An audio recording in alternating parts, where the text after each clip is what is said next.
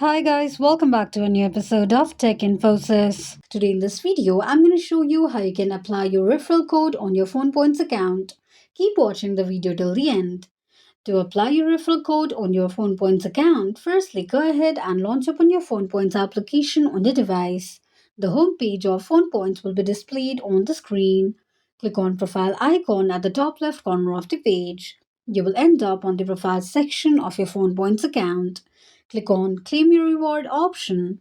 Now enter your referral code and tap on apply. This is how you can apply your referral code on your Fonepoints account quickly and easily just in few steps. If you have any thoughts or queries, let us know in the comments section. Don't forget to subscribe to our channel for further updates. Also, press the notification bell icon so that YouTube will notify you whenever we post a new video. I hope this video was helpful to you. If it was, just go ahead and give us a thumbs up. Feel free to comment down any suggestions or improvements to be made to our channel by commenting on the comment box. We will be looking forward to upload more contents and tutorials on the upcoming video for your convenience. Thank you so much for watching.